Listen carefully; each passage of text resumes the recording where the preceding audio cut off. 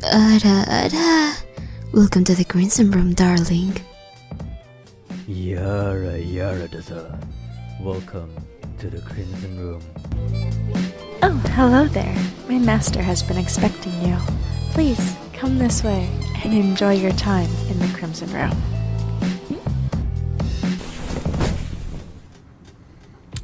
Yo, how is it going, everybody? It is I, Sadistic Spirit Guide Yokai Papiwolf, and we're back in the Crimson Room with a new special guest.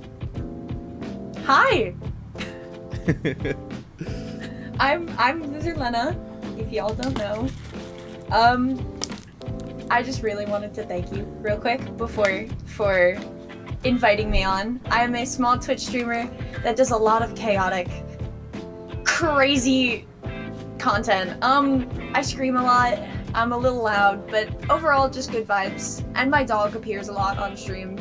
So, good vibes in general. How's everyone doing? I'm pretty sure we're gonna be all doing well today. Thank you again for coming on. I always thank everyone who comes onto the show, simply because no one needs to come onto the show.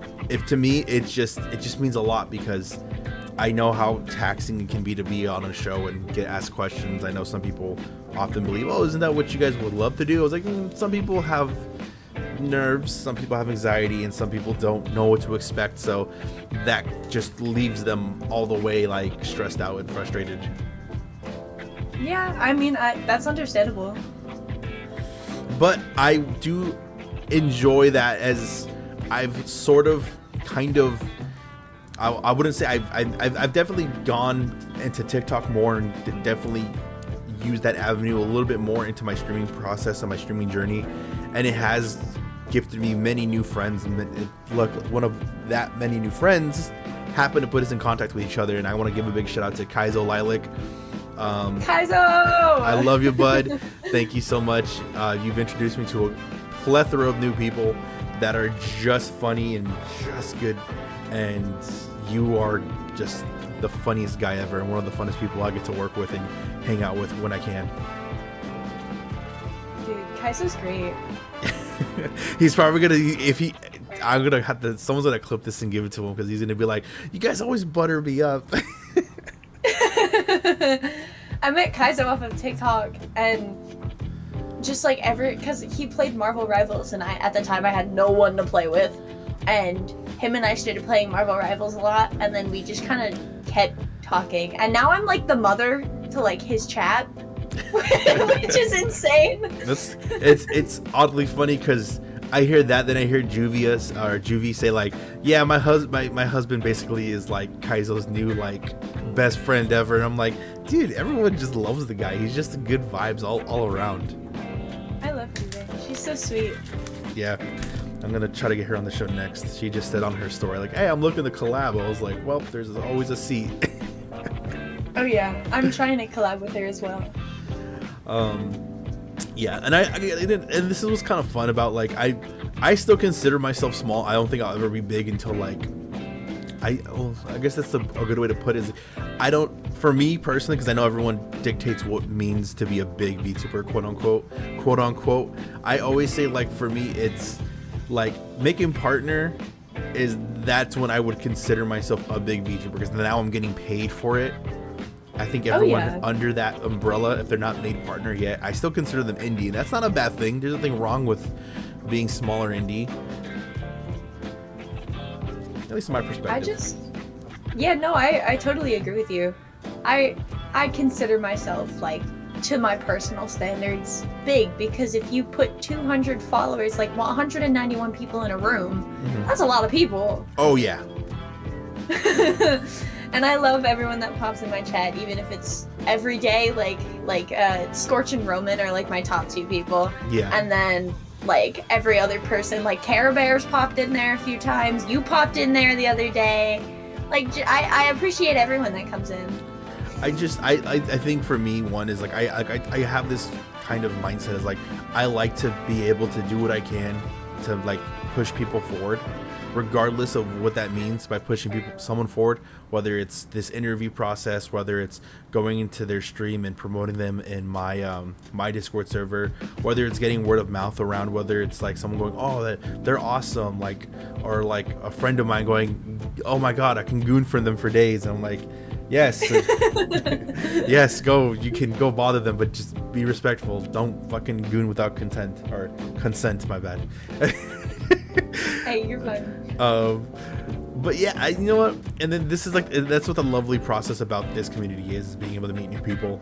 And Oh yeah. you know what's funny? Speaking of Marvel Rivals, I am happy to so I always let people know this because I also do VA work and I also do writing and I do setup stuff. I just finished I would say my most recent project, which is I am doing a Marvel Rivals audio drama. I just finished writing it. Ooh. I don't. God, sorry if you see me acting crazy on my tracking. My cat decided to use my shoulder, and you can hear him whacking his tail against the mic. Yeah, my animals love to fight each other, especially the boys. They have a god damn you hordling, god damn you moth bitch. Give me a quick second. I have to do something. No, you are all good. Utter hordling. Hey, it's not the weirdest thing. I have a redeem on my stream that they can make me talk like a high-pitched lolly. So it's gotta be done. Adorable moth bitch to you. You forgot the sir.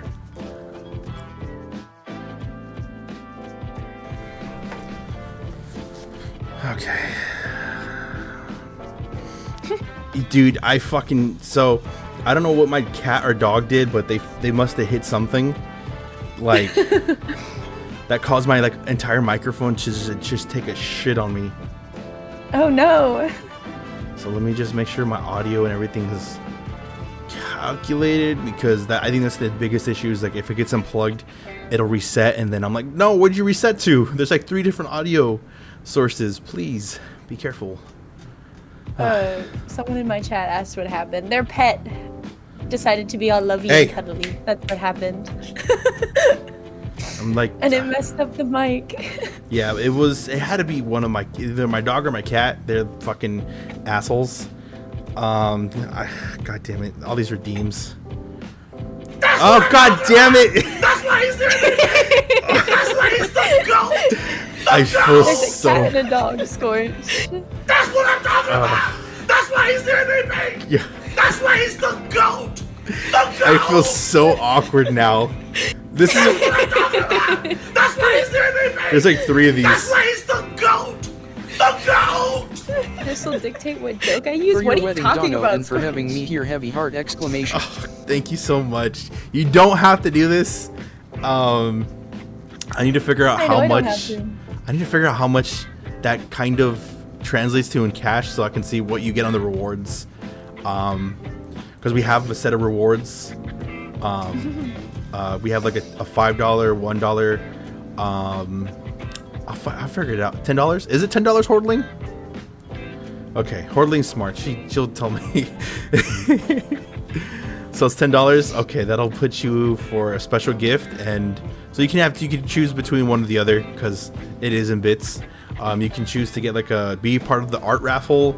You could get a special handmade gift, or you get like a little basket that we're eventually gonna send out after the wedding. We're gonna make gift baskets for people with like candy and stuff and like a special thank you message. I genuinely just did that because I understand weddings are expensive. Oh yeah. Hordling's like, you're not escaping this. Okay, I think you have to. I kind of have to. Okay, a minute just about to begin. I just want to say thank you to everyone who donated, because it really means a lot to me and my wife. She's my best friend, and she works really hard when she can. And for everyone that is able to donate and give their own support, I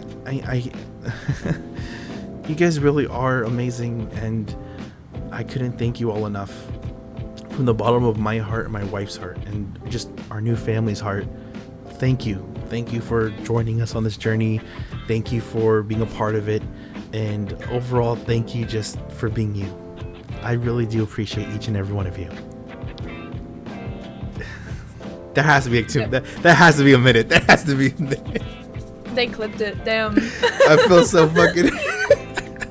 Is this what naked people feel like? I feel vulnerable. Was that show Naked and Afraid? This is what I do. Oh God, not Naked and Afraid. This is how I feel. Ada Hordling, thank you for donating. Oh my God, but also such a wholesome message. It is a wholesome, because I really do thank everyone who does donate. It is genuinely, no one has to do it. The fact that anyone does do it, it really does mean a lot to me and my wife. Or I just call her my wife because we've been together for so long. We lived together like right when we got together. So like legitly, she's like, oh, we're like an old lesbian couple. We just moved right in when we said we had feelings for each other. I was like, yeah. Dude, I wish. I guess we are a lesbian couple. Me and my partner have yet, like, we know we're gonna be together for the rest of our lives because it's like, it was fate to say the least. But ooh, I want to hear the story. His work and my school is interfering, but he comes down and visits me every other week. Shout out to them. I don't know. Yeah. You said partner. I'm not sure if it's a guy. His name's it's Scorch, the person that's always in my chat. Okay. Hell yeah! Shout out to you, Scorch. Wherever you're at, if you can hear me. We met through Dungeons and Dragons. Oh my God, that's so cute. So he was a friend of an old friend of mine, and then she introduced me to him as a friend. We talked for a little while. I played a few sessions with him as the dungeon master, and then after I got out of a really shitty relationship, he was like, hey, I know this is bad timing, but I really like you. And I was like, give me a minute. And then he came to visit me, got me so obsessed on Star Wars, and then we started dating after the first visit. That's so cute. Oh my God, what did you play?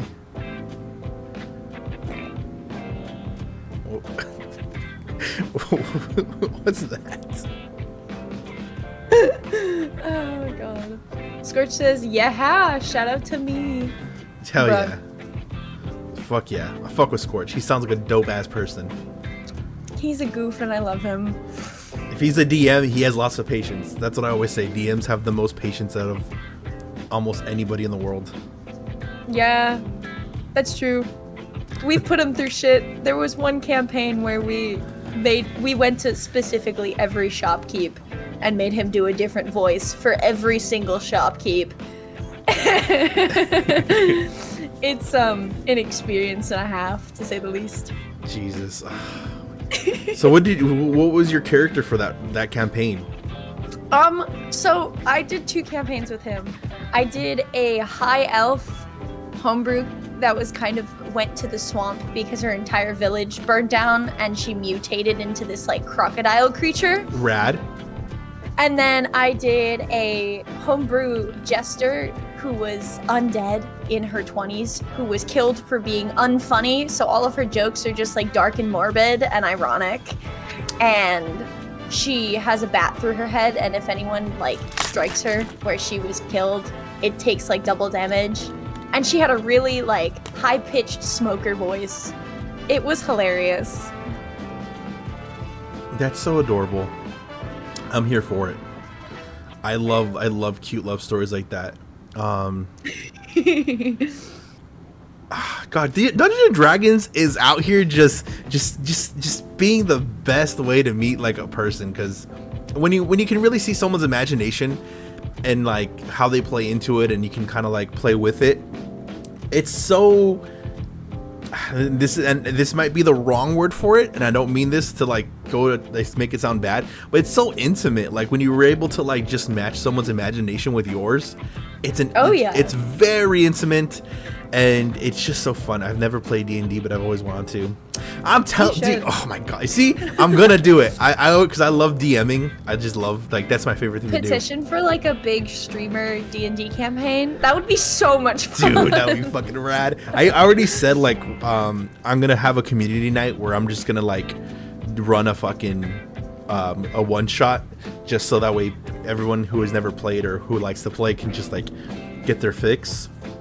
Oh yeah. But one of these days, man, maybe I should. One of these days, let's put a new goal. When we hit 1,000 followers, guys, I will DM a huge campaign of VTubers. I will we'll fucking do it. It's gonna be chaotic, to say the very least. But it's, oh my god, that's gonna be so much fun. It's gonna go down. What's poppin'? What's good with everybody on the TikTok side? I hope you're all having a wonderful Friday. You guys better be safe and drink some agua. Oh, agua. Agua. Hi, TikTok. This is LoserLena. Please go give them a follow at twitch.tv LoserLena.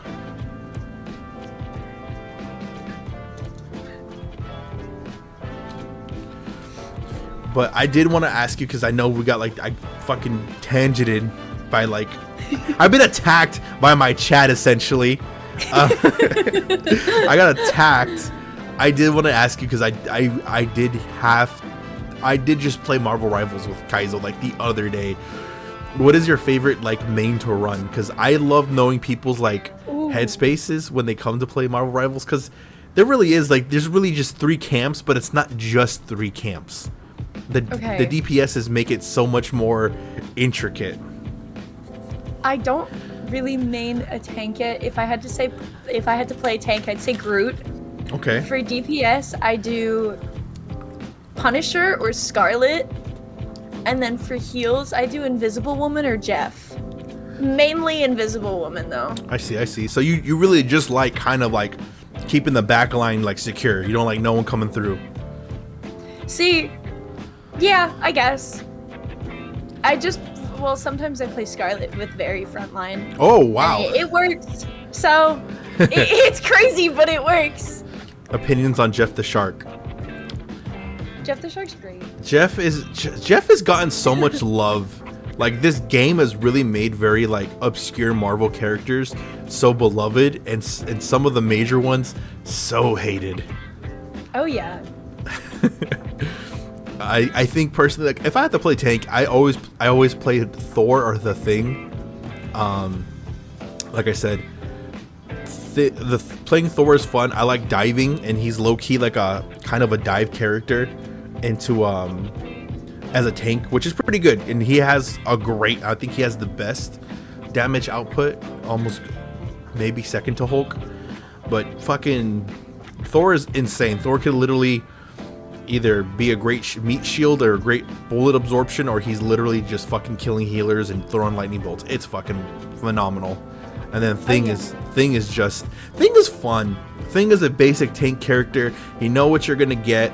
He's perfect for absorbing hits. He's perfect for, like, breaking up and kind of splitting some people apart. You can't go wrong with a Thing. Yeah.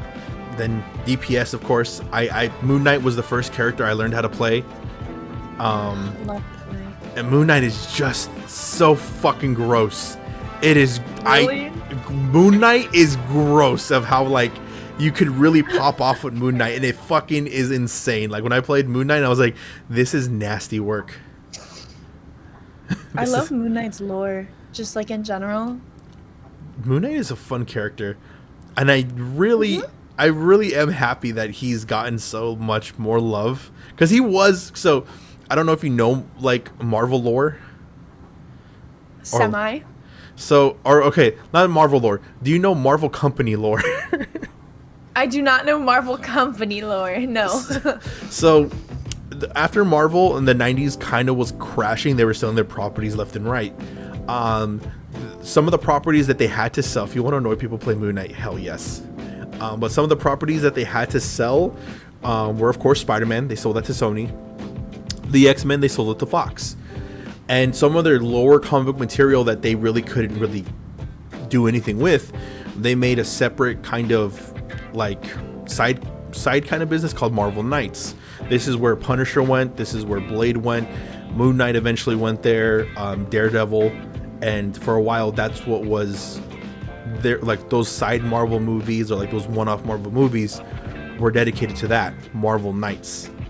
But the popularity of Moon Knight was always. Moon Knight is just such a fucking fun character. He's Batman, just crazier. Like, it's insane. Yeah, kind of. Like, I think one of my favorite panels is he fights Taskmaster. Taskmaster is one of the villains who can copy anyone's moves, but he doesn't copy Moon Knight's because Moon Knight will gladly take a punch to the face if it means he can land a punch against you. And that type of fighting style, Taskmaster said it best. He's like, this fighting style is something that I can't use against him because it will just injure me. He lives for the pain. I don't. The fighting style of I don't give a fuck. Literally. And also, I think there is a big... So, Wiener Nicholson, I love this name, has a good point about the mental illness aspect of... it really does kind of give a lot of people with DID who, one, is a kind of a chronic illness that a lot of people don't necessarily understand. And they either demonize it too much or they have like a very, very obscure, vague idea of what it is. And Moon Knight kind of came in and was like, well, this is kind of what it's, how it's caused, what it can look like to some people, and just like the incidences that occur with such things, such as the loss of time and stuff. And I think I did watch people with DID react to Moon Knight, and like one of the things that kind of made me cry was there's a scene where did you watch the show? I did watch the show. It's the scene where he basically goes back for his other just to hug him and let him know that that's what you really saved me in childhood. You're my superpower. Like that scene alone made me cry, and I think seeing someone with DID like really like break down and go like, this is truly what it is. Your brain is making someone to protect yourself. You have it's such a beautiful aspect, and it's so much more complex than what the show's giving, but it really is. They're capturing what it means for this as you protecting yourself in a very different aspect. Like, and I'm like, oh my god, I'm crying. And I'm like, I remember thinking to myself, God, sometimes humanity could be so beautiful if we really wanted to. It's coming from personal experience. It's a curse and a blessing. I don't publicize it too much, but that's why I'm so intrigued and in love with the character, because it's the first like actual form of DID recognition that I've actually gotten into, and with someone that was just like, I don't know, recently-esque because it was weird. I've known I've had it for a while, but I couldn't recently get diagnosed. Like, I only recently technically got it. It's a complicated story, but for someone who surrounds them of a community of people who have it, because it's like a big, it's a small community, but it's very very open. Like, for people who have it, they're like, oh, let's rejoice, because it's a curse and a blessing. You could say that. But that's why I very, very, very, very, very closely relate to Moon Knight in certain situations, and that's why he's probably one of my favorite Marvel characters of all time. Yeah. Just the personal relation.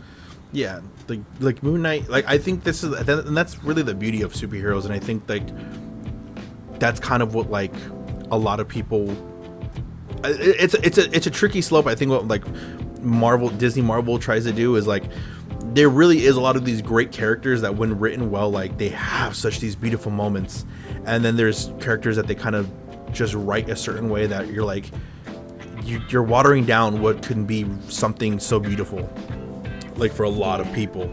Oh my god, for I think like a lot of people resonate with Spider-Man, and I that's something I personally could never do. But there is like I like for example, like I think I love Steven Universe a lot, and I was able to introduce my wife to Steven Universe, and like she like resonates so much with Spinel, and Spinel's a very heavily coded BPD character, and she watches it and she's like, just that's her favorite character. She's like, I understand that feeling, I understand everything with this character. Like, to see someone who is able to resonate with a character like this so much, you can't help but like bring like a tear to your eye, because now you see, like, now you're able to kind of not just compare, but you're able to see someone else's kind of struggle with their own, like, whether it's an illness, whether it's something that they are finding out about themselves. Like, it's interesting concepts. Yeah, it's, I mean, like, the whole, and just to kind of take a step back, the whole concept of like superheroes and or like anything that will help anyone cope, like you said, Spinel for your wife, for Steven Universe, it has a whole impact on the way personalized DID works. I grew up like figuring out ways to cope with fantasy. Yeah. That's why I got into DID. That's why I read like the Wings of Fire series. I was a huge Harry Potter fan. Percy Jackson, everything. Fuck yeah, Percy Jackson. It was my way to it was my way to escape reality, because it was like this fantasy world where everything was like beautiful and mystical and like creatures and Greek gods and like specifically dragons. Dragons are, yeah. But it revolves around the way I cope, and therefore it revolves around the people that have been technically formed in my head. I don't know how to explain it. We're trying to explain the I call them people because they are. See, I guess the way like a person explained it to me is like, it's like having a bunch of users on your Netflix account, and everyone wants to watch something sometimes at the same time, which can cause it to just, okay, well, not everyone can watch Netflix at the same time. So exactly, who needs to watch it right away? So this person will watch it, or then this person will take right after. So I was like, okay, so it's like a bunch of users on one computer, and he was like, yeah, there you go. I describe it as a bunch of people. Do you know the show Friends? Yes, I'm aware of the show Friends. You know how they all like live together in that, or no, not Friends, Fuller House. You know how they all like, they're all in that one place, and it's just a bunch of different people with very different personalities. It's like that. Yeah. And of course, different computer. Definitely. I've definitely seen people who are like, have it way worse than I do, because everyone has it different, but it's still not something to be like pushing away, I guess. Yeah, it opens the idea for dialogue and conversation. I think that's like what ultimately really needs to happen. I think me and my wife were kind of talking about this. She just watched a horror movie, and it was a Spanish one, like straight from Spain, and they do not hold back on some of the topics they're trying to come across. And it made me kind of think to myself, like, I think people forget, like with movies or media, you're telling a story, and the story kind of has to have a meaning. Like, yes, stories are entertaining, but there is a theme, there is a meaning in this story. Like, you're supposed to walk away feeling something. And I think that's what, like, I think people kind of forget, like comic book writers kind of do. And not just comic book writers, like American ones. This is therapy I need. Okay, we didn't mean to get so deep. It's just, sometimes like people just lose, like they just kind of go into it. And I think, you know what it is? Like I never noticed I had ADHD growing up as a kid, because no one knows that they have. My wife is autistic, and she was pointing out that I do a lot of things. She goes, "Why do you have to do that?" I'm like, "Do what?" She goes, "Do you always like to like tap on something when you like when you like walk up to a wall? You like to put your hands on it, you like to tap. When you get your keys, you like to like make sure they're in your pocket. You like to do like 1,000 things before you leave the house." And I was like, "I don't know. I've always done it." And then like when I kind of start noticing, I was like, "I do a lot of weird, quirky things." And she goes, "Yeah, you kind of always try. You sometimes domineer a conversation. Like you'll kind of strength hold that." And I was like, I do that. She goes, you reference a lot of stuff that you watch in your brain. I was like, I do that. And she goes, and then you describe to me how you think or how you remember stuff, and you remember stuff by referencing it to a reference to a reference. And I was like, you just sounds so tiring. And she goes, that sounds like that goes on in your head. How are you not tired? And I was like, I don't know, I'm not tired, I guess. It's how we function. I also have really bad ADHD, and I was diagnosed really young because I was like really having trouble in school and whatnot. But like now, I just kind of like realize I do things without actually realizing I do them. Like I was talking to Scorch during the start of a relationship, and I was like, I always know his schedule because I analyze it, because I'm like on the phone with him because he's not where I'm from. Yeah.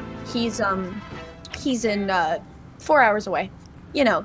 And so I like analyze like the things he does when he gets home, and like the things he does when he gets upset or stressed, or like, and it's just something that I do, and the way my brain functions, because my ADHD, especially with like people and figuring the way they work, I try to relate to them. So I feel how they feel, and I'm like, oh, well, you do this when you're sad, and so do I. So I can help you.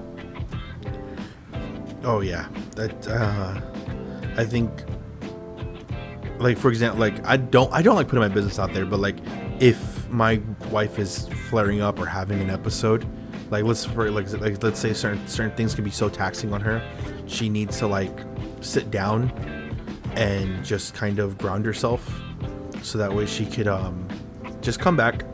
Or like if that's if she's having like a flare up or she's overstimulated, if she's having like a BPD like meltdown, I have to like essentially let her blow up if it's too far gone, so that way she can she just says whatever's on her mind, and it's me having to understand whatever she says in this breakdown or in this episode is not how she truly feels. This is just a byproduct of the episode, and you need to reassure her after this ends that how you still feel about her, how you still care about her. And I really had to learn these techniques when I was like early dating, because we did have our issues in our like the beginning of the relationship, like the straight beginning of the relationship, and I had to give it up to cinema therapy. It's this like YouTube channel that this director and his best friend, who's a therapist, kind of run together, and they had a whole episode about Anakin Skywalker, who was like, yeah, he's BPD coded, and he's like, this is all the good things that people could have done to really kind of help him, and this is how everyone's kind of failed him. And oh my god, thank you for the follow. Shout out to you, Scene Kid. I really love your name. It just makes me think of my own emo / Scene Kid days, where I used to tease my hair. And are we talking about like 2010 Scene Kid? Like, oh yeah, I was a scene. So yeah, 2010, yeah, because I'm 28, so like that move, like that was really like the thing in like that era. Like everyone was teasing their hair and putting the hairspray. Thank you so much for the follow. I can't read Japanese, but thank you so much. I can't read kanji. Anakin is my favorite Jedi. Anakin is so fucking cool. He's so fucking cool. And I can say this with utmost like, and sorry for all the Star Wars fans that are listening in, I used to hate Star Wars. That's fair. I think a lot of people would agree. Now, a lot of people now say they hate Star Wars, and I'm like, you don't hate Star Wars, you just hate the product that's been put out by Star Wars. And when I met Scorch, like I said before, he made me like sit down and like watch the movies, because he was so passionate about it, because that's how like all of his friends met. That's like, they have like a huge like Discord called the Synodic Discord, because they used to do like Star Wars role plays. Ooh. And like his name is Scorch after the character. Yeah. And I sat down and I was like, actually, this is good. Like because I'm a photography major in college right now, so I think of things very like through the eye of a camera. Yeah. to like sitting down and watching Star Wars, I was like, this is really good. Like, I really like this. And now I'm halfway, baby steps to getting my first saber. Nice. I think Star Wars just has so much fun and so much love, and like I think, and this is like very cheesy to say, I guess it's not too cheesy to say, I low-key have like daddy issues, and so like there's always a scene that shocker, am I right? Hey, me too, man, me too. But like I've made peace with it. But as a kid, like the scene that always used to make me cry in Star Wars is when Luke looks in the distance and sees his dad, and then sees his mentors, and it always like made me cry because I was like, yeah, like, oh man, like I know that feeling. You've hey, relax, ignore them. They don't know what they're talking about. There's just the wild dogs out there. So I live in Mexico, so we have wild dogs, like a whole pack of wild dogs left and right. Oh. Yeah, Mexico's fun. So they're probably just lightsabers are awesome. Kid has a lightsaber. Scene Kid, you're fucking cool, dude. You have scene hair, and you have and you have a lightsaber. But like, yeah, Star Wars is so cool, and I think like if the Disney Star Wars had just done what the books have done, we really could have gotten a lot of good moments. Like a lot of good moments, dude. Like there's some moments that just would make you cry, or just like bring you to this like you like, dude, Star Wars gets like, I guess the word would be like, it gets almost like Lovecraftian in lore, and it's so fucking cool. Scorch and I saw him over my spring break for college, and we went to an antique store, and I found all the Commando, well, 2 out of the, I think 4, correct me if I'm wrong, but Commando Republic books. Yeah, I believe it's 4. Because he collects the books and stuff, and like figures, and he has like all of his old Star Wars toys, and he's gonna give it to hopefully our kids when we have them. So we can just kind of like pass on the Star Wars knowledge, and like for me it's Harry Potter, so I'm gonna give like my kids my wand and like all the books, and I love Harry Potter. I have similar theories. Like one thing I'm doing, and it's something that I'm like, I do because I don't know if I'll outlive Stony, which that's my wife, Stony, Stony Faye. I don't know if I'll outlive her, but one thing I'm doing is like I like to save all her yarn clippings and all her like unfinished projects. So like eventually when we do have children, I could show them this and tell them like, hey, this was your mother's unfinished projects. This is like everything she's ever loved. Like these are sweaters that she's made. These are hats she's made. Like these are things that your mother's hand crocheted. So if you ever miss your mother, or if you ever want your mother around you, you have this with you. It's so sweet. And then me, I'm just gonna give them ADHD or trauma. Hey, fair enough. One of the two, maybe both. Harry Potter is such a fun vibe too. Harry Potter is great. Harry Potter is so great. Everything is so good. Like, not the creator, but oh yeah, J.K. Rowling's she's a dummy, but like the story's already outlived her. The story's already like, oh yeah, it's already past her. Oh yeah. And I went to Juvie, welcome in, Juves. Hi. I went to Universal the other day. Oh, lucky. And to get over Scorch's fear of roller coasters, we went on the Hagrid's ride, and we did like all of the Harry Potter stuff. And well, to get over his fear of roller coasters, I took him on Velocicoaster, but that's a different story for another day. Oh, that poor man. But we both got wands, and like we did all the magic and like the Ollivanders experience, and the fact that they're still building, like in Epic Universe, they're building another Harry Potter world. Technically, they're building the oh my god, what is it called? Which one? The underground like wizard area. That's not Godric. It's I'm blanking so it's much. the Goblin's Bank. No. Like the wizard. Oh my god. I don't know what it's called, but they're building like another section in Epic Universe that's pertained to Harry Potter, and it's like a whole like that's how you just know that it's overcome just the books, you could say. Like my college has an entire class on Harry Potter. The lore that's and so the monsters cool. and stuff like that on Harry Potter, and I took the class. It was so fucking amazing. Oh god, Juvie, one of these days you gotta join us on the Crimson Room. Just letting you know since you're here. You should totally. See, Harry Potter, like that's what I loved about the game. And like, although a lot of people shat on it, like the game had so much side lore of like the universe. Haven't played. Oh my god, the game has the side lore, and is somebody who's like a fucking hyper fixator on things he fucking loves for no reason, for like 3 months at a time. I did nothing but just engulf myself with Harry Potter lore.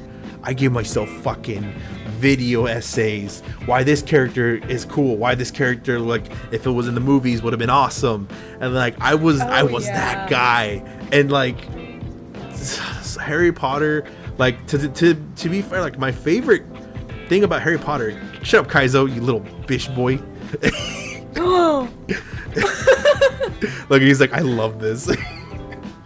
But my favorite thing about Harry Potter isn't even Hogwarts. It's the fact that there's other schools that have their own lore, that have their own systems of getting magic and stuff. It's just all of that is my favorite thing. And other creatures that are very similar that could technically be personified in that sense. Like, it's all beautiful, man. Slytherin boys just hit different. Yeah, Slytherin's Shoddy, awesome. I'm a Slytherin. Wink. Oh my god! Wait, Molly! Hi! Sorry, someone just subscribed. Hell yeah, shout out to you. Thank you! Hi, Molly! You're definitely a Hufflepuff. I actually am not a Hufflepuff. I'm actually a Slytherin. You seem like a Ravenclaw. I'm actually a Slytherin. I'm actually pretty... I used to be. I used to be very toxic. I used to be a manipulator. I used to be every bad song that a girl on a guitar would sing about. Like, I'm not even kidding. Like, I dead ass always tell people, because I'm always kind of, I'm not afraid if it ever happens, but I'm always kind of like, maybe one day it'll happen that somebody's like, we have a Google Doc on you. I was like, trust me, there's not something, I'll admit it to it right now. I was an asshole. That I probably lied. I probably said shit. I probably manipulated. I will gladly own up to my bullshit and be accountable. I've definitely changed, and you have to thank the woman I'm marrying for the reason why I'm changing. Hey, I'm not emo anymore, scene kid. I don't know what I am. I got Ravenclaw, then I got Slytherin. I think I'm pretty confused. You gotta take the Pottermore quiz, like the original one, and that's the one you'll get. I got Slytherin all the day, every day. Oh yeah. Slytherin all day, every day. I was a Gryffindor, and then I took it again, and I was a Slytherin, and I'm gonna, Gryffindor makes more sense, because I'm a Leo. Yeah. But, I kind of personally abide myself by a Slytherin, so I'm a Slytherin! Slytherins are good. Slytherins are cool. I think people forget, like, the most famous wizard in Harry Potter was Merlin, who was... a Slytherin who was trained. Another Leo? Yay! Sorry. No, you guys are both Leos? Yeah. Wow, I'm a Capricorn. Oh. Yeah, all that Slytherin talk is now making sense, ain't it? My birthday's in August. I'm an August Leo. Oh, you know what's funny? My wife's a Leo too. She's August 11th. I'm August 5th. My brother is August 31st. So we're all August Leos. Let's go. That's chaotic. Do all of your mans have ADHD?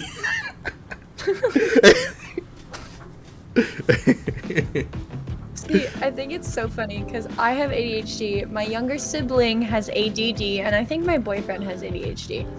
So it's just a huge heebie-jeebie of craziness, Yeah. to be frank. My wife got diagnosed with ADHD at like as a teenager, and then she got diagnosed with bipolar, and then they're like, that can't be right, she's still growing, and they're like, okay, it's BPD, and then they were like, that's kind of right, and then she, like, in her adulthood, they basically told her, you are autistic as well, you're definitely autistic. And so she was like, got diagnosed with odd ADHD, which is basically the mixture of both. Oh. Yeah. So she was like my brain is telling me that I should plan and do stuff. My body is telling me don't get out of bed. This is fun. Yeah, that's fair. Oh man, but yeah, I fucking love Harry Potter lore. You need to get the game, dude. The game goes into the lore. Like, it's so fun. I'm on a Minecraft hyperfixation right now. Self plug, but I'm doing a Vanilla Plus mod pack with Scorch on my stream, and we just started it. Nice. I need to get you in contact with my wife. She has like it's heavy terrain. Like, we were doing some off-camera exploring yesterday. There are terrains, mountains that go like past Y300, and like there are just like cliffs, and like it's insane. And then there's like a whole blood moon thing where you can, like, the mobs get like 20 times stronger than they originally are. Yeah, no, it's insane. God damn. It's so fun though. But yeah, like definitely, like, I feel like Minecraft is one of those games where like everyone can hyperfixate on. Yes, you heard Moon, Kaizo. Oh man.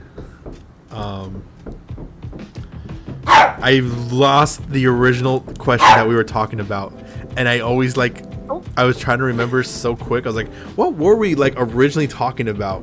I had it and I lost it. I don't know. It went from Marvel Rivals to Moon Knight to DID to mental illness to hyperfixations to Harry Potter to this. Yeah, that's how we got. Oh wait, yeah, we also talked about Star Wars stuff too. Oh yeah. Star Wars. But yeah, I really do wish like Star Wars had some of the best stuff. Like one of like the most. So did you watch just the movies, or did you watch also like the shows and stuff? So I think, Scorch, correct me if I'm wrong, because I know you're in my chat. I think we're on episode 5. But we're watching them in like order.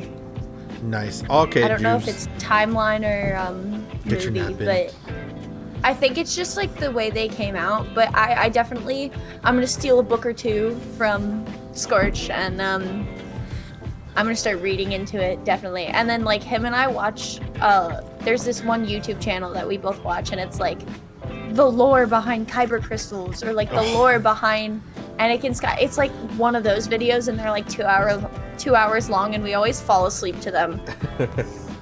those videos, I listen to them overnight at work while I'm like on a machine and like lifting pallets up, and I'm like, oh, of course. Like I'm like doing the research myself. I'm like, of course this makes sense. I'm gonna do something about to blow up with notifications. What you about to do, Kage? What you about to do? But yeah. I think like one thing I kind of want to see, and this is like something I always tell Star Wars fans, that we need to like make this a fan thing. We need to get the Star Wars horror movie going, because oh my god, that would be so cool. There is some fun. So in Endor itself, there's so many like even if you watch the first movie, like the first one with the giant fishes, like there's always a bigger fish. That shit is low key kind of terrifying. Oh yeah. On like Naboo, like all these fish stuff. And I think the scariest thing in Star Wars is they legitly, I wouldn't say they have a devil per se, but they have a creature that is, so if the Force makes up everything, they have a creature that is legitly like the antithesis of the Force. Huh? Yeah, she is legit. She would be like considered like the Lilith, or like this like demonic chaotic creature. Like if the Force is order, it's balance, even though it has both evil and good a part of it, it's also consistent of the Force. And I believe her name is Abeloth, and she is the absence of the Force. Like her name is gives even that like, damn, this sounds like a fucking like a Cthulhu monster. That's kind of what she is. It's fucking rad, dude. The one thing I think that's the closest to horror Star Wars, I guess you could say, is the Riddick series. Ooh. I didn't know about them until like a year ago, and then we found them on Blu-ray, and I watched them on my Xbox, and I'm obsessed with the creatures. Did you read the comics? I did not. I want to so badly. Comics. Oh my god. So like Riddick was so like I don't say we have obscure like fascinations, but my uncle has severe ADHD, and he would be like, bro, Riddick is by far one of the best like movies out there. And I was like, wait, which one? Are we talking Pitch Black? Are we talking Chronicles of Riddick? Are we talking are we like, and at the time Riddick the movie, just the sequel for Chronicles of Riddick was coming out. I seen Kid. And we were just like, give me a follow. Hell yeah, Seen Kid! Go and follow everybody. Thank you for the follow. Like Riddick was fucking lit. And I think somebody was like, how could you like this character? Like his only like advantage is the fact that no one can keep him in prison, and he has like eyes that he could like basically see through like the dark. I was like, do you understand? This man is legitly fucking the chosen one. Like this man has like a destiny about him. This man is literally he's the classic D&D escaped chosen one who rags to riches, but like is poor, and then eventually is like the true chosen one. Yeah, the rogue chosen one. Like he had to lose everything, and he builds himself up, and he's like the nobleman's like biggest fear, because he exists out there in the universe somehow, no matter how many times he's arrested, no matter how many times people try to kill him. Oh yeah. Like, so good. Like these they don't make stuff like they used to anymore. They don't. No, they don't. It's so sad.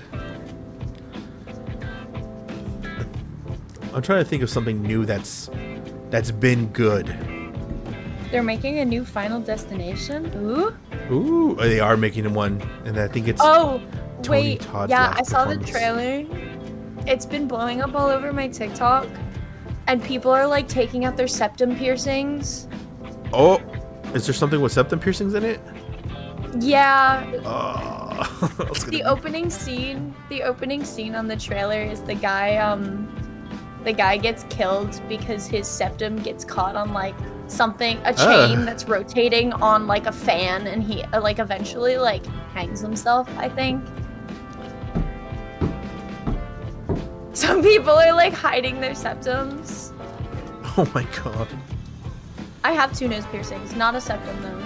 I only have spider bites, and then my ears are technically there's holes there, but I need to put earrings back in. I've just been lazy. I have 3 earrings on each ear, and then I have both of my nose piercings. I think I wanted a septum, but I don't have the anatomy for it, and my mom keeps saying I'm gonna look like a bull. So a bull? Thanks, Mom. yeah, like a bull. Thanks, Mom, so much. I love my mom for that. I got the Minecraft movie ad. I don't even know if I want to watch it. I think I have to. I think I got to take my brother to go watch it eventually, because he's going to be like, what do you mean you don't want to watch it? It has Jason Momoa and Jack Black in it. You have to watch it. See, I might go watch it specifically for Jason Momoa, because that man is fine, but... Fuck yeah, Jason Momoa for the win. Oh yeah. I remember when he didn't look like that, and it's so funny seeing him now. Thank you for the like, Jasmine. Oh yeah. Jack Black is a hear me out. Jack Black is beyond hear me out, bro. Jack Black is sexy, just being himself. See, I have weird hear me outs. Like my hear me out is like Mater from Cars. Or Mater like for Cars. Where's my friend? yes. My He's goofy. my lovely Dr. Sabine can tell you some of the most outrageous hear me outs. I'm talking like legit like sentient space station hear me out. I saw hear me out with someone saying the number 8. Yeah, that might have been my friend. That might have been her. It was just the number 8. Just the number 8. See, There's I'm more two of like holes. I feel like if I had to be a hear me out with a number, it would probably be 14. That's an interesting. 14's like my lucky number though. You want to know what's funny? 13 is my lucky number. Hey, fair enough. So like that's my like people are like that's an unlucky number. I was like bad luck is my luck. Hey, And fair enough. I think my wife made me laugh. It's not bad luck unless it's you put your intentions into it being bad luck. True. My wife gives me hear me outs, and like I think the funniest thing I heard her tell me was so I love Hellboy as well. Hellboy is one of my favorite series, and it was the David Arbor Hellboy, the dude from Stranger Things, and she was like, Yep. I like that one. I was like, really? He's the ugliest one though. Like at least the Ron Perlman one, it was sexy. That was like everything was good. The David Arbor one, they made him look fucking hideous. And she's like, that's my favorite, leave me alone. And then I think it was another interview I was doing with my friend Leuna. She was like, yes, the uglier the better, let's go. I think my biggest hear me out is Nightcrawler, but specifically from the 90s comics Nightcrawler. Oh, with the curly hair. Uh-huh. Nightcrawler, I wouldn't say he's not, it's hard to say that he's a hear me out because I'm like, yo, he low-key got it like going on though. Oh yeah. Like he's a religious man with moral values, but he's also very like, what's the word I'm looking for? Trickstery at times.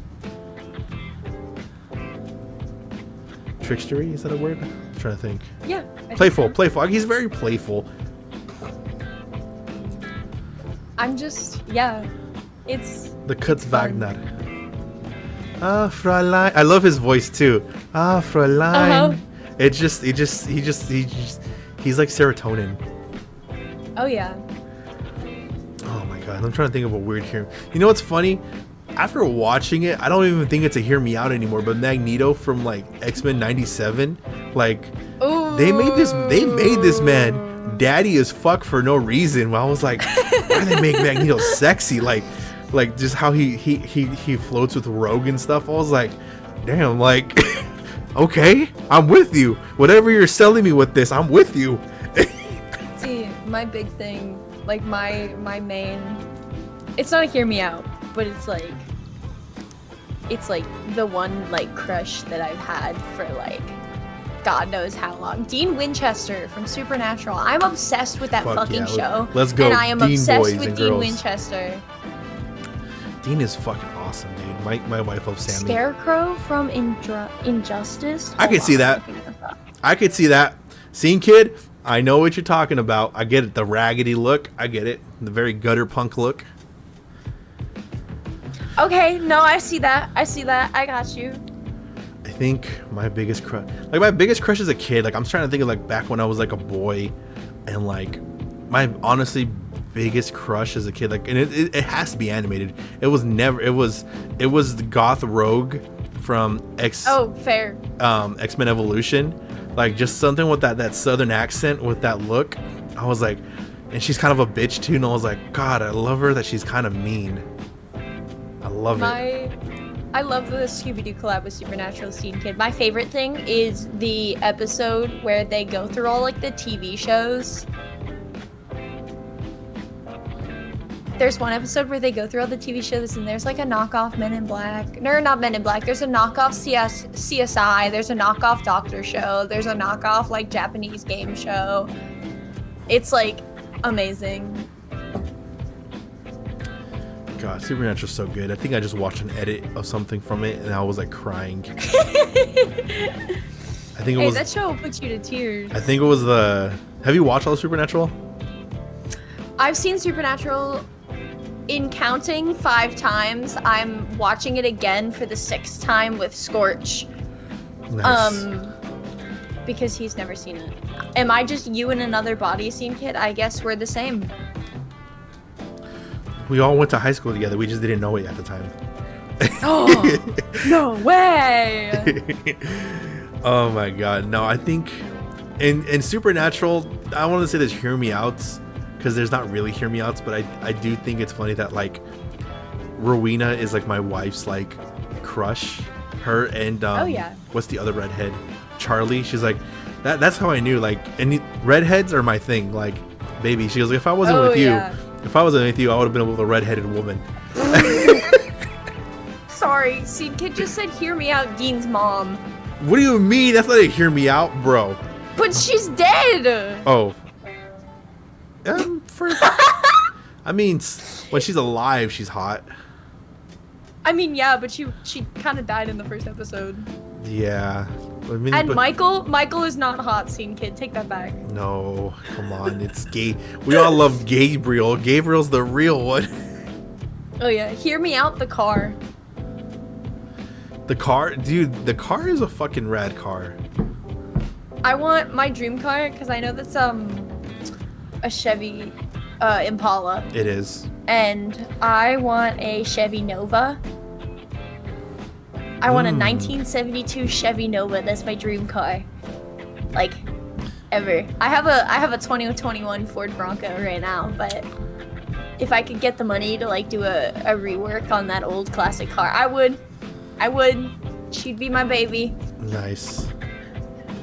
Oh man, Jesus Christ, Supernatural's fucking awesome. Hear me out, Bumblebee from Transformers. Okay, I see you, Scene Kid. I can see Bumblebee. I could see Bumblebee from Transformers. I can also see I have a horrible story. Oh my god. So my buddy, he's kind of an old soul. I love him to death. And at the time he was dating this girl for a while, and you know, my buddy, he likes certain nerdy stuff. He's not a full-on nerd though, but he you know, he's okay with it. I mean, he was friends with me for so long. One of his first girlfriends, that like long-term girlfriends, she was really into I don't know what it's called, but it's a certain, it's not a furry, but it's like the robot version of furries.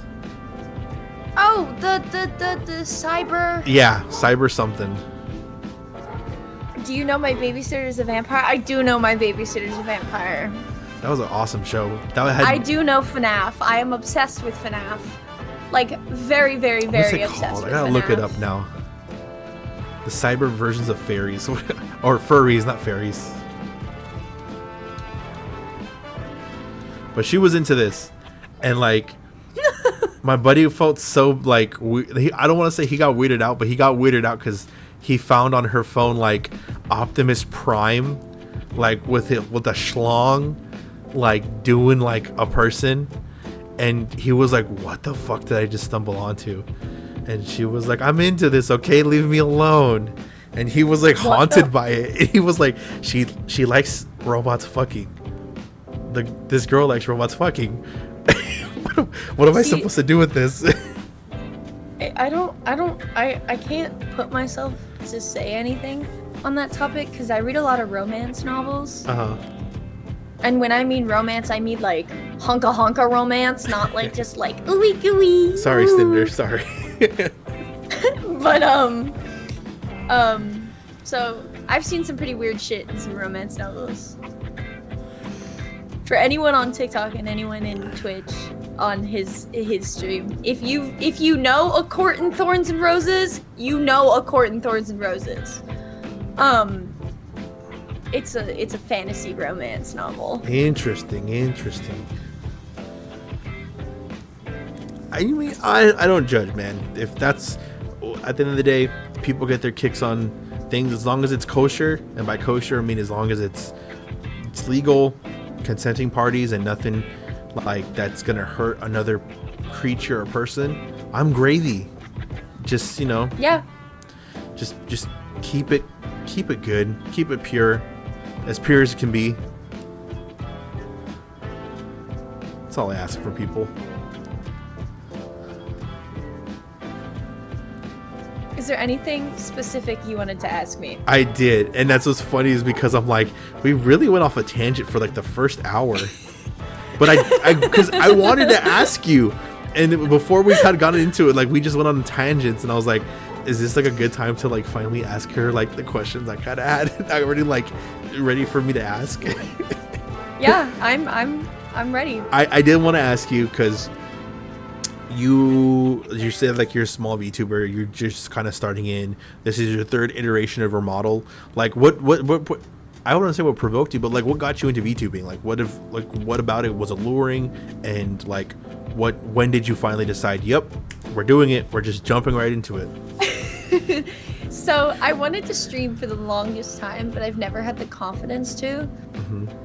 And then I met a loving, endearing friend named Hippie. Ooh. And she's like my streamer mom, I have to say. And she's the one that got me, because I met her off of TikTok or like Twitch or something, and I started streaming with her. And she was like, you could be a VTuber. And I was like, oh, VTuber, PNG tuber. I drew my own PNG tuber, did that for like 2 days. And then I finally mustered up enough money to like say, fuck it, let's do a VTuber. And I bought this like $20 customizable VTuber from Etsy. And I was like, let's do this. And I only had like a few, like a solid like 1 or 2 people. And then Hippie spammed me, I got affiliated, and then I went down the rabbit hole of VTubing. And now I'm here and I absolutely love it.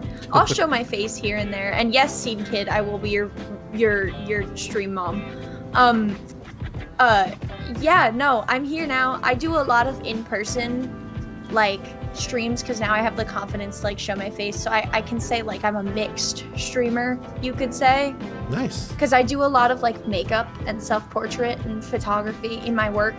So I'll stream myself like doing my makeup or like cooking a grilled cheese or like when I'm not VTubing, of course. That's fucking rad, dude. That's fucking sick. And then, so shout out to Hippie. I don't think I've stumbled upon them yet, but I might have to like look into their content. They sound like a pretty awesome person. Oh yeah, they're amazing. Mama Hippie. Mama Hippie. Shout out to you, Mama Hippie, wherever you are. I don't know if we're gonna stumble upon this or not. She might. Maybe, hopefully. I'd love to meet them.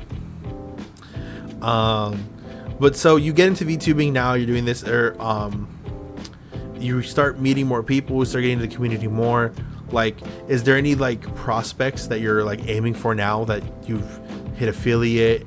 Are you looking to eventually hit partner? Are you looking to do a big stream soon? Are you looking to hit certain like small goals? Like, what's like the next big thing now for you? My next big thing is I want to hit 200 followers.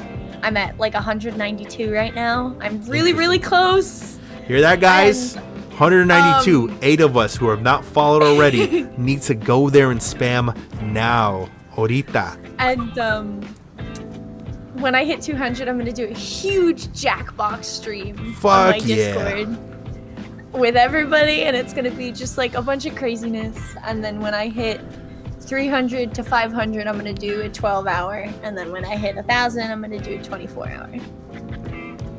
Let's get it going, guys.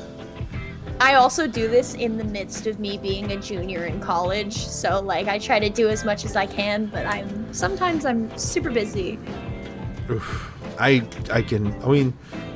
luckily enough don't have to be in school. I mean, I sadly had a nervous breakdown and like just could not do school anymore. But I work a 9 to 5, or technically a 9 p.m. to 6 in the morning. So I get the busyness of scheduling and whatnot. So we hopefully can get you to we're gonna get you to 200. I'm just letting you know this right now. That's gonna happen like in the next day or two. 200 is gonna hit soon. The 500, that's what we're gonna go up to, guys. We gotta get her to 500 and then 1,000. Before we continue, don't be scared, Scene Kid. I had braces for 6 years of my life. Scene Kid's scared because they're getting braces. Oh, get braces, Scene Kid. Trust me. I had braces for 6 years. I wanted braces, but the dentist kept telling me like your teeth are fine, they're straight. Why would you want braces? I thought they were cool. Bruh. I thought they were cool. I wanted glasses. They're like, your eyes are good, because I was like, my mom and my sisters need glasses, and I was like, I need glasses, and the optometrist was like, you don't need glasses. You got 20/20, buddy. Yeah.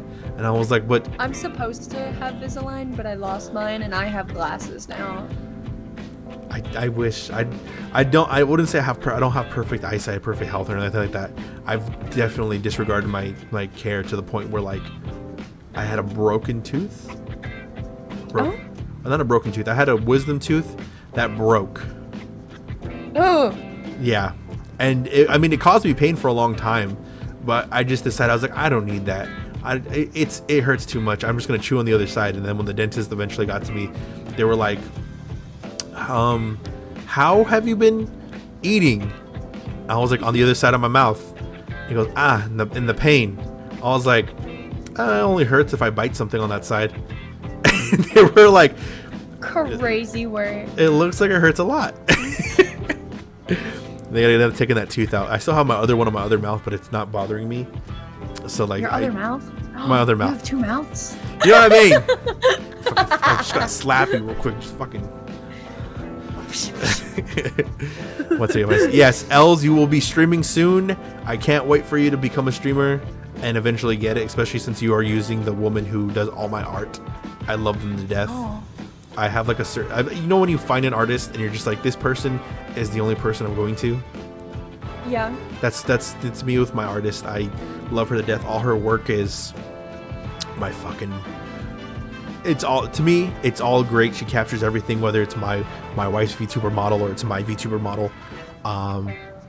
She fucking captures them so great and so elegantly, and it all looks so fierce. And even like my models now, like all my 3D models that I have are all inspired by her art, and they're all used as a reference for the 3D artists that I eventually commissioned to make my art.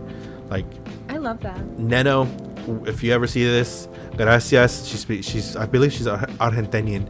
So gracias, Nena. I appreciate you so much. Gracias.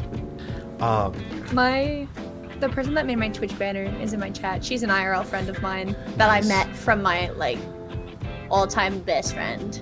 Her name's Galissa. I need her. I'm recommissioning her. Hopefully, if you're listening to me, I need to recommission you so you can do my profile picture for my TikTok, my Twitch, and my redo of Twitch banner. Please and thank you.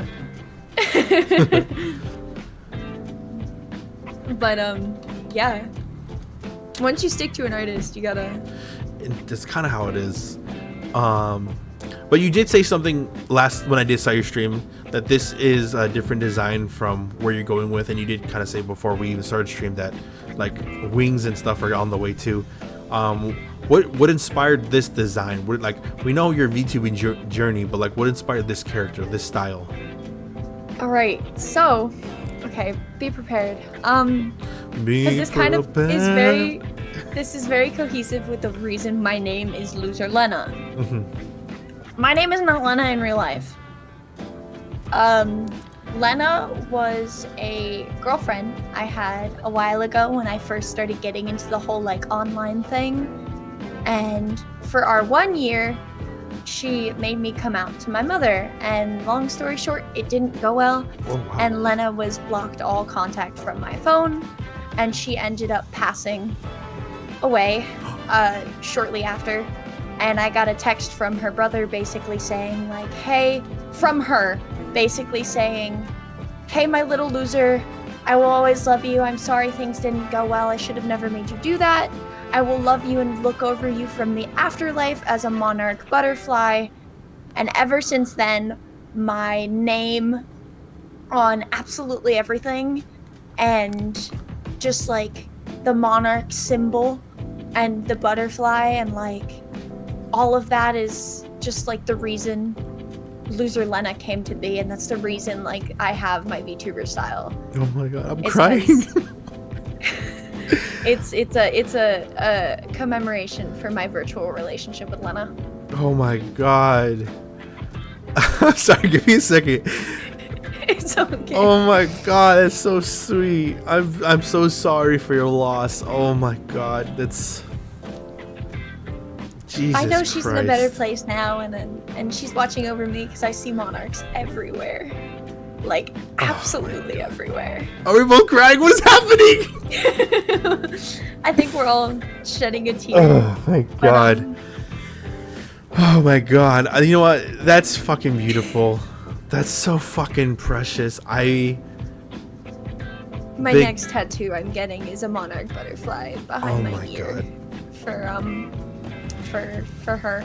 Monarchs in the chat, guys. Monarchs in the chat, because I'm the lost for that story is just fucking. There's so much. I can't even say beautiful because there's such a tragedy in it. I don't want to say sad because there's something that's beautiful that comes out. It's just I guess I'll leave this as like a standing point for that topic.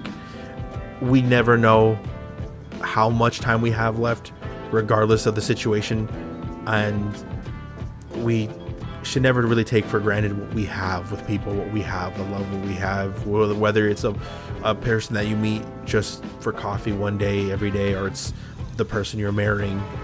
Always treasure the people that you love. Always remember that as human beings, that we aren't just animals, and even at our worst there always will be people at their best for us, and we get to do that for other people. So every day, if you can, tell someone that you love them, tell the people that you love them, and tell the people that are there for you 24/7 that you appreciate them.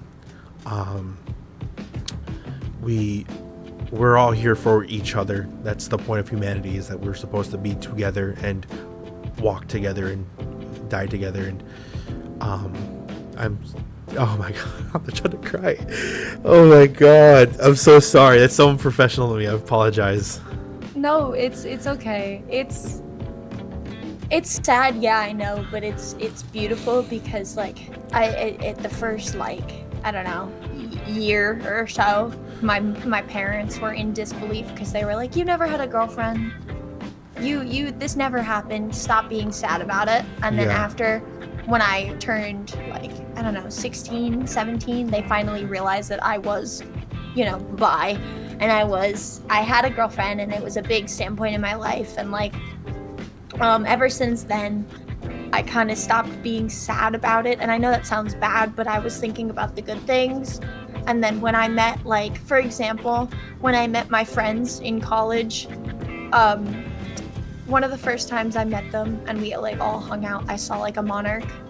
And when I met Scorch and visited him for the first time, I saw a monarch.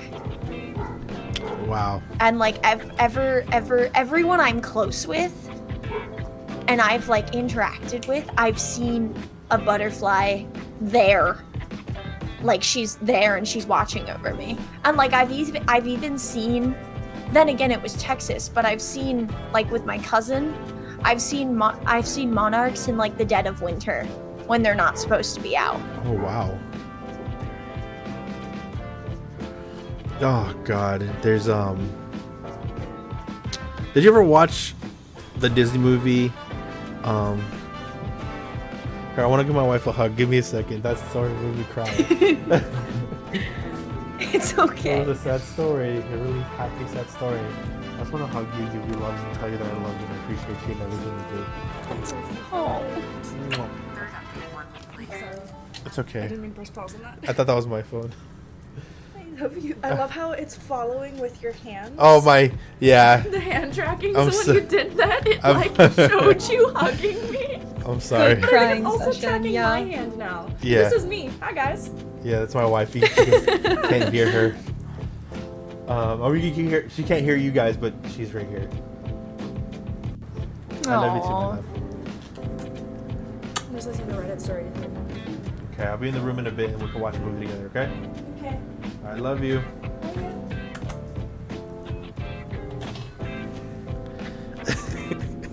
How sweet. Yeah. Wow. Oh, thank you, Scene Kid. I'm glad I met you too. You guys are awesome. I just want to put just real quick to let everyone know, everyone that's come in, everyone that's here, everyone that has said something or even not said anything, you guys are all awesome, and I appreciate each and every single one of you, and hopefully we can keep going this journey together and keep growing together as people.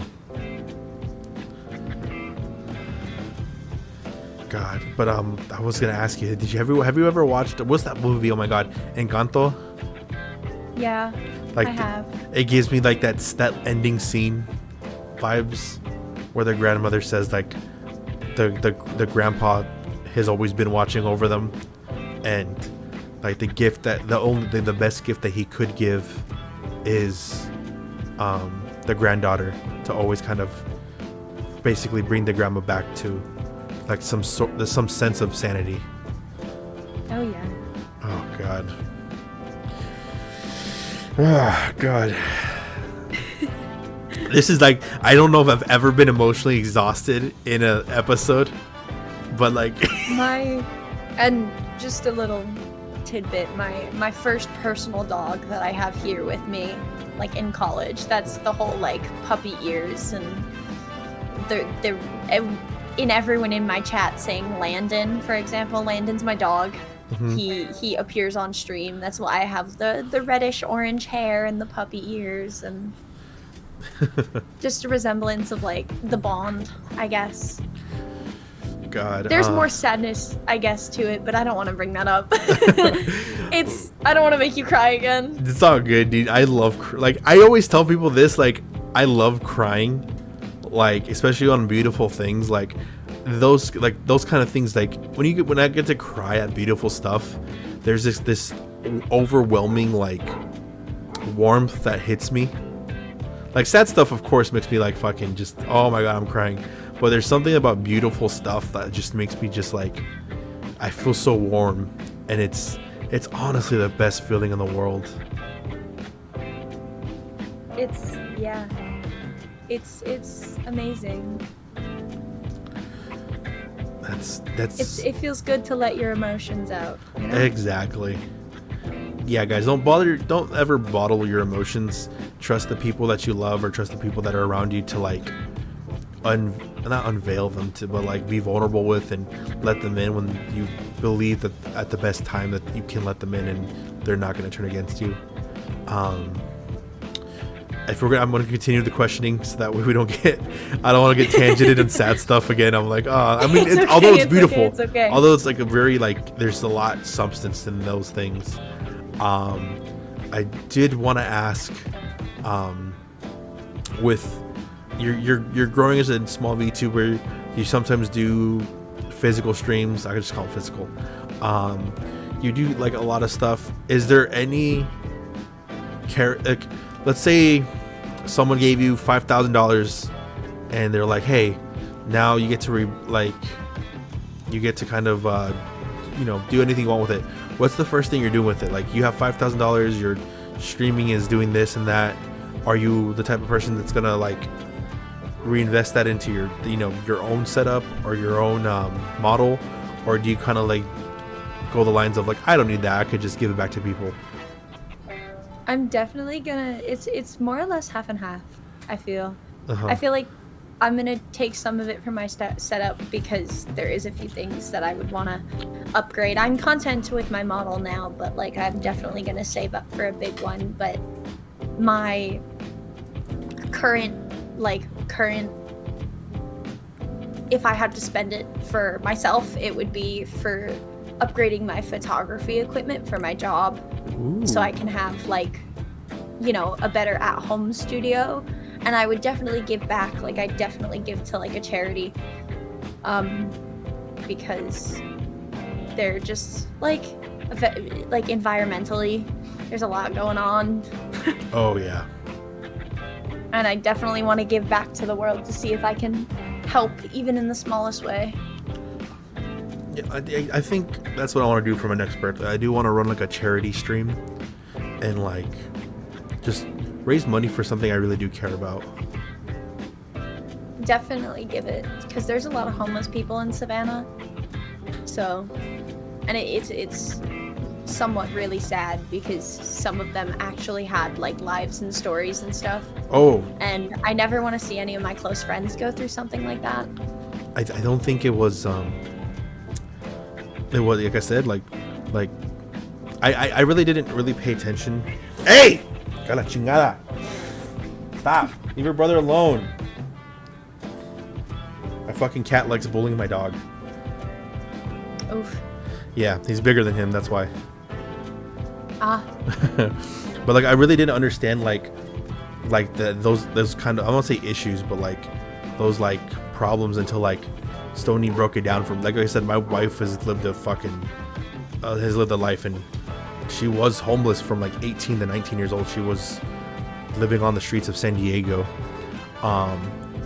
trying not to get the worst things happen to her that could have possibly imagined to a person, especially someone so young. And that could, it's one of those things where like she telling me the stories of this is why I'm like, yeah, like I could never really like not ever put anybody out that I truly care about, truly love, just over like a simple like fight or something like that. Like there's just too much love in my heart to like ever do something to push somebody out. Oh yeah. I mean, for me, I've let so many people in to the point where it's like I have trouble letting people in, but once I let you in, you're not going anywhere. Fair. Unless you really either piss me off or make me super uncomfortable. I think, yeah, I could agree to that. I think there's like protecting one's peace above anything. I think that's a fair like thing to say, like always put yourself, you're not ever too good at the program. Thank you, Els. But there is like I'll put it for example, like if I had like I fought with my sisters like all the time growing up. I loved them to death, but they have been the biggest pains of my life since I was a fucking like since they came into the world. They've been the biggest pains of my life. I'm not really that close with them at all, really, but I love them to death. And if any time or even any moment when I needed them to step up or at least help me out, they've done more than I could have ever asked for. And I try to do the best for them too. And it's one of those things where like I could really genuinely like despise my sister or something, but I would never like turn her away. She's like, I need to sleep on your bed tonight. I'm like, or I need to sleep on your couch. Can I sleep on your couch? Like, you have a place to sleep with here all the time, no matter what. Oh yeah. I do that for anyone that I thought and I care about enough, which is a lot of people. I'm very open. I will say this was something I really enjoy about doing this show is getting to meet so many new and different VTubers, and it's always a joy. I don't think I've ever had a bad experience doing this show, and like just this episode alone has like reminded me like why this is not just important, but this is like why it's there's so much substance in this. And I just want to say thank you for sharing your stories with me and allowing me to like not I don't think we say poke and prod, but like being able to like be as you're a guest on my show, I get to be a guest into your own experiences, and you have just given me such an interesting way to like leave this interview. Like it's insane. Yeah, I'm always down to spread the love, and again, thank you for bringing me on here, because it's not just about like trying to gain my VTuber channel or my Twitch or whatever, which is like a bonus, don't get me wrong, but it's like part of the reason why I wanted to come on here is so I can meet like people because I only have like a small group of people that I'm very much cherished, don't get me wrong, but like I have a lot of streamer friends and I'm looking to make more so I can expand my community as a whole and make more friends, you know? Yeah, that's the point of, I think that's the whole point of community in general, is to be able to like have overlap with another community regardless of the differences, or the fact of like maybe there's like two people that know each other from those two different communities. It really is building block by block, and adding a piece of another person's community into yours is what really kind of makes it not just bigger, but makes it more unique and makes it more fun, because now there's different hands in the kitchen to spice up the recipes. Yeah. We are going to be close to the ending. We're at 9. We're almost hitting that 2-hour mark. I did want to ask some fun questions if you were open to them. That way we could leave off on a fun note, and then and then we'll eventually end the stream, or at least I'll end the stream. Oh, I don't yeah. know if you'll end it. I'm also gonna end it because I have to take care of my pupper and I got some stuff to do. Okay. I did want to ask you this. Let's say this: you're walking down the street, truck hits you, bam. You wake up as LoserLena in anime. What anime are you waking up in? Ooh, Dungeons and no, Delicious in Dungeon. Delicious in Dungeons, nice. And any specific reason, or just because the D&D kind of I inspired? wanted to be a cook when I was younger, before I was like a photo major, and I just have a really strong connection with Dungeons and Dragons, and I love the fantasy aspect, as I said before. Okay. All right, same question, but now you're in a video game. What video game are you in? And you can't, and just for fun, you can't say Baldur's Gate 3. Can I say modded Minecraft? Yeah, I'll give modded Minecraft. Like heavily modded Minecraft. Just being able to make my own world seems really cool. Modded Minecraft. Okay, that's awesome. That's fucking dope. Are you gonna just be like a user, just be able to like do cool stuff? Oh yeah, either that or like, I'm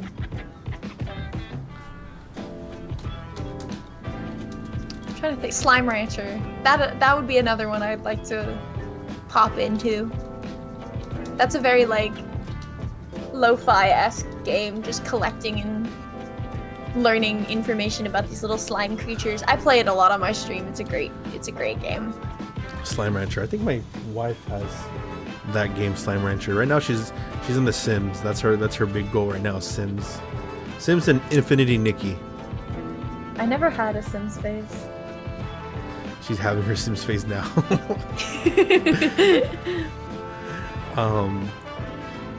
Okay, so what type of this is the fun one, like your character is a part of a band. What instrument are they gonna like straight go up for?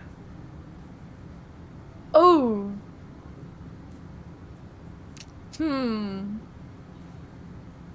I listen to a lot of screamo, so I'm definitely gonna say like either an electric guitar, a bass, or just like heavy vocals. Nice. Because I want to be like the adorable little VTuber girl, I don't know, with like the death metal voice. I feel like that would be so funny. Dude, that's fucking awesome. Like what's your favorite band then, in terms of that type of genre? Top 3 right now? Yeah. City Morgue, Black Sabbath, and this chick named Vanna. That's like, she does like feminine screamo, or like I call it fem metal. It's like death metal, but it's very like feminine, I guess. That's kind of rad. That's interesting. See, it's very cool. That's so. You know what's funny, and I kind of get pissed about being on like I'm not. Okay, so I'm almost 30, and I'm still gonna say I'm young forever, but it is kind of a fuck you to me when a band that I used to see for $10 is now $100 tickets. Like, I remember seeing Motionless in White for like $10, because they were barely signed to Fearless Records. Now they're like, it's a $80 show, $100 show. I'm like, motherfucker, what do you mean? Like, That's crazy. I remember paying $10 for these fucks, and now it's like, oh yeah, it's almost $100, and even then they get seated tickets, and I'm like, seated tickets? Oh my, that to Everyone me. calls me an old soul when it comes to my music. I think I would say you definitely have a variety from City Morgue, which is a group that I had a fucking summer where that was like I think, yeah, City Morgue was a summer for me, because that was a time when my buddy was like, hey look, these guys do what we used to do. I'm like, what do you mean do what we used to do? And then I see like certain things and I'm like, okay. See, it goes from that, and then I listen to like I listen to Grateful Dead, I listen to Fish, the band, Doors. My boyfriend got me into The Voids, The Strokes, Pink Floyd. I listen to the Rolling Stones a lot, Metallica, like that's music I've gotten from my parents, 100%. Yeah. Oh, that's the best way to like learn like about music, is like from family and parents. Oh yeah. Like my mom was a very like techno person. She threw up. Scene Kid, I love ICP. Here, there's paper towels, or if you want, you don't use a towel, or an old shirt of mine, until I'm able to wipe that floor. Sometimes, yeah. She had a hairball, the moch. Don't worry, I'll clean it up right now. Well, I'm gonna hold on to him and throw him in the crate. You like to eat vomit, boy? Even the vomit that's outside, he tries to eat. I don't know what dog vomited outside or what creature did, but he wants to eat it. What person? I'm saying he ate my vomit. Yeah, he's eating my vomit. That's how we bonded. This is how he's my son. He's eating part of my DNA. I don't even My know. dog's eating my hair. I don't even know if on vomit accident. has DNA. I don't think. Oh yeah, saliva. It has saliva in there. You can ask Lena what movie or TV series she would want to be in. Oh, that's a cute one. She didn't say Supernatural for TV series. Yeah. Movie though? I'll tell you in a bit. Ooh, my favorite movie series, like, my favorite movie is Killer Clowns from Outer Space, that like 60s cheesy horror movie. I thought it was But 80s. I think it's 60s, because I don't, it could be wrong. The Chiodos brothers made that. I gotta remember, it's gotta be like 83 or 84. So I'm a big horror movie buff too, so like I love horror movies. Hey, okay. But I wouldn't want to be in that movie for the sake of, I don't want to be trapped in a cotton candy cocoon. So 1988, okay. I'm gonna say for movie, probably, and this is gonna be basic as fuck, Harry Potter. Yeah, okay. Harry Potter's not bad. That's a fun movie I want to series. be a wizard. Ah, man. See, there's so many places I would love to be. I think, and I'm gonna get the fan art eventually when I eventually start the game, because it won the poll. I am gonna have like a fan art of me dressed up as an Organization 13 member when I eventually play Kingdom Hearts for the streams, because that won the poll. Ooh, wait, can I change my answer? Hold You on. may change your answer. Alice in Wonderland, the old one, like the original Alice in Wonderland. Alice in Wonderland is my favorite movie of all time. It's technically not a series, but if you count the fact that it has multiple movies, No, it has then 2 books, right? Alice in Wonderland. Yes. Because it's Alice in Wonderland, then it's Alice in the Looking Glass. Yeah, and then they made like a third one.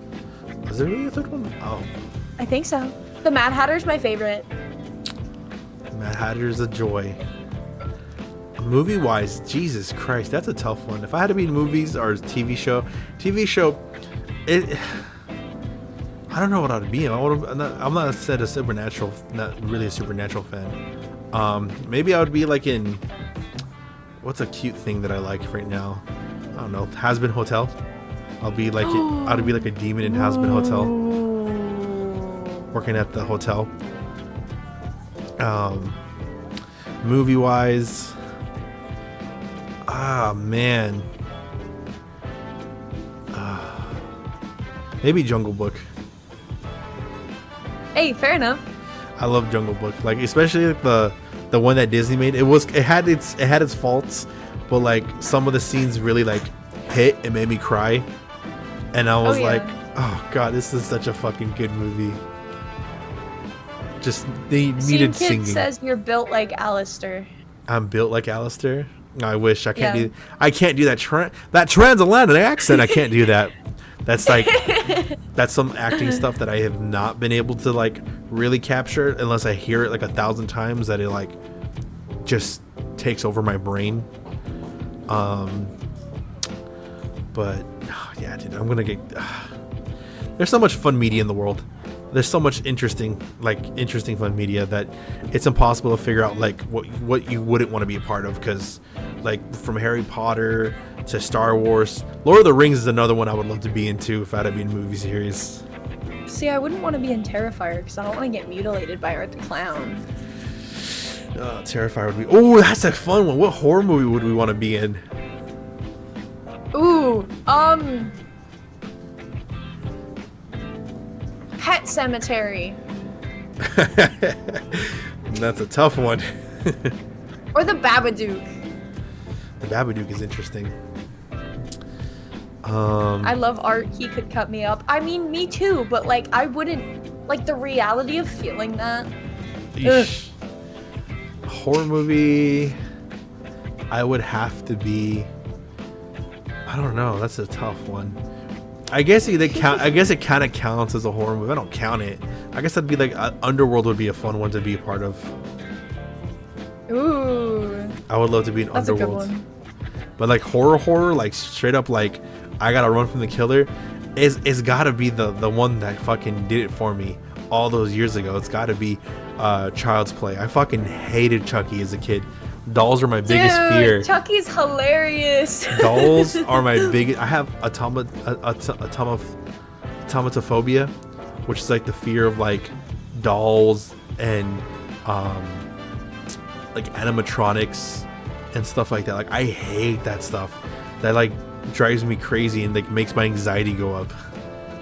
The only fear I have is vomit. Really? Yeah.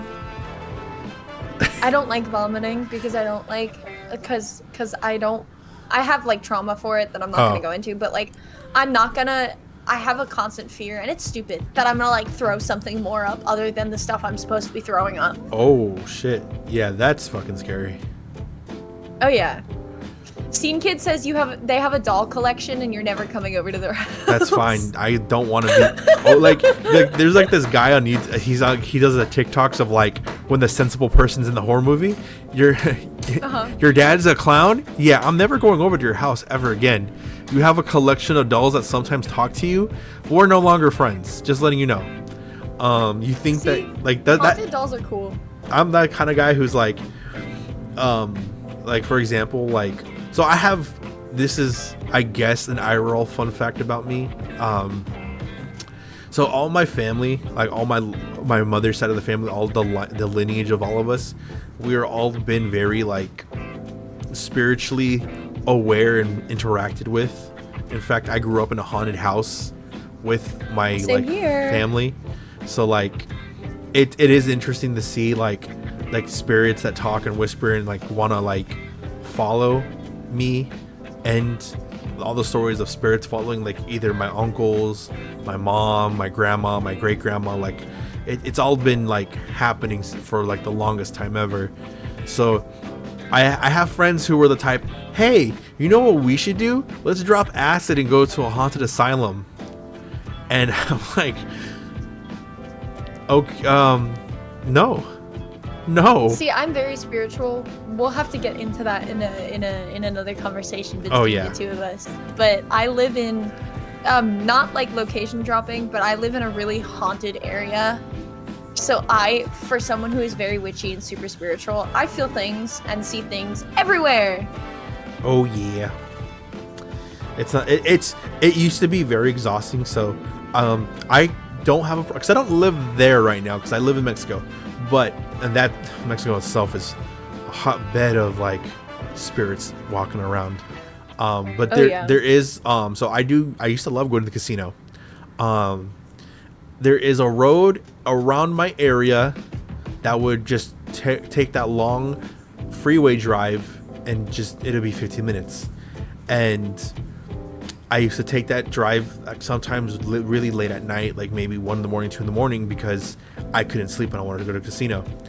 I could just the word I could describe is it's like I'm suffocating in the amount of energies that were just around that area. Not what I would see, because I did see certain shadows and certain things that would disappear, but just the energy itself felt like suffocating, like you're going down a slide and you can't catch your breath. Like, oh yeah, that kind of aura and power was always around that area. And when I started getting stony and I took her around that area, I kind of foul for this. I did not tell her what that area was. So when we passed by it, she was like, "Wow." I'm like, "What's going on?" She goes, I feel really drained. Like I feel like it's hard to breathe." And Stony is a practitioner of the Fae. She works with them. Ooh, she works with Fae? Yeah, she works with Fae. That's been her main medium of spirituality for like even since before she can remember. She remembers always working with Fae. For me, it's always been alebrije and spirit animals as something that I've always had a connection with. Like like I said, my lineage comes from like native, like before before the white man came across the sea. We are like witch doctors, priests, pastors. Like we've always been in spiritual, we've always been spiritual leaders one way or another. And one of our cousins always told us, like, "Oh, you and your uncle need to do your shaman training because your guys are just going to be like open and vulnerable to certain things." And we used to be like, "There's no such thing as that." We were kids at the time. We're like, "There's no such thing as that. That was an anime." And then my uncle was like, "You guys are dumb." Like he looked at us like, "No, you boys eventually will learn, but trust me, like there's the spiritual world is not a place that is not the thing to mess around with." Yeah, it's not existent. It is legitly just a layer on top of a layer, and you boys are like in the middle of both. So much research. I was born in Louisiana, so my birth family were like old voodoo witches, like old Southern Bayou, like spiritual witches, and because I was adopted, but my adopted family, my grandmother's a medium, so I've always had a connection, and I'm just starting deity work right now. So Ooh, fun. Yeah, I'm very excited. Yeah, no, I've always had a wolf by me ever since I was a kid. Like dogs and everything have always been my fascination, but I've always loved the wolf. And my mom was like, "Oh, you're just a boy. You love doggies." And I was like, "No, like it's weird. Like I've always felt safer." And like I said, the scene from Jungle Book that always made me cry was when the female wolf tells Mowgli, like, "You will always be my son, no matter what they call you, no matter what they change your name to. You are mine and always mine." And I always remember hearing that, like, always breaking down and crying. Like, I could never figure out why that line would always just like make me just tear up. And it wasn't until I want to say like it honestly was adulthood when I was eventually like exploring my spirituality that I remember like just meeting it and like seeing this like female wolf that just encompassed this motherly feeling on me that like showed me what it was, showed me that this was always meant to be like my spirit animal, the guide that's supposed to guide me towards whatever is my destiny, whatever I make of it, whatever is coming for me, is the guide for me. Oh yeah. But yeah, like I said, I kind of fouled by taking Stony through that, and it was also, I just wanted to see if somebody else would feel what I was feeling, because she felt it harder than anyone, that like exhaustion of like just spiritual energy just draining her. And she was like, what is that area? I was like, it's a forest area. It's one of the most untouched areas left in like San Diego by a dam, like, but there's so much death that's happened here. There's so much things that have happened here. Like, it seeps in the soil, it seeps in this, and I call it Dagobah, because it feels like the Dagobah system from Star Wars. Like, it's just a fucking exhausting place, like spiritually wise. It just sucks everything out of you. And if you're not more equipped or like just able to like sustain your own energy, like this place could like scare you, like legitimately give you like those chills and stuff. Yeah. We have talked about a lot of stuff this episode. Oh yeah. But we could end it right there. That was a fun little place to end it. That was so much fun. And we'll have another collab soon. I gotta start making other collabs that I do. I think I'm gonna start doing tier lists and inviting people. Oh yeah. And like that way it's like another collab, and it doesn't have to be so game oriented, because I feel like when people are like, oh, you're doing a game oriented collab, it can get distracted by said game. So please let me know. I'd love to have another little conversation with you. This was fun. Yeah, this was amazing. This was fun. Before we end the stream though, you do get to pick who we raid. I like to let the guests pick who we raid out. That way we can go give them love and hit them with that raid message. All right, hold on.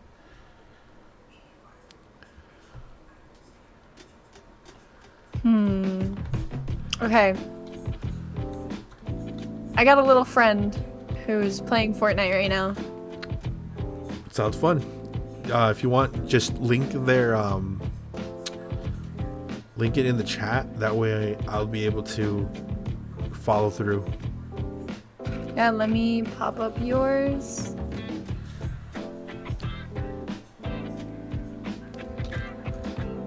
There he is. Boom, boom. Endoscott? Endicott. Oh my god, I read that wrong. I was like, Endoscott, huh?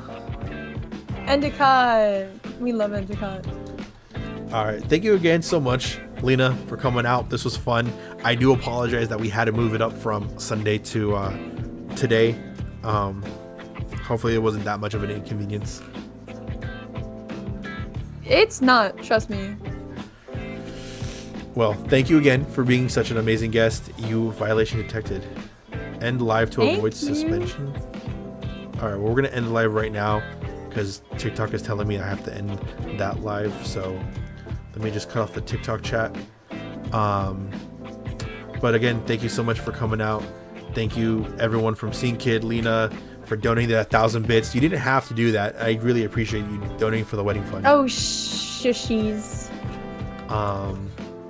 I am keeping a record of everyone who does donate, and I'm gonna definitely gift you guys gifts for all of the work you guys done. Yeah, thank you so much. Yeah. Anything you want to say before you go? Be smart. Don't do stupid shit. I love you all. Hope to see you again. All right. Bye-bye. Bye.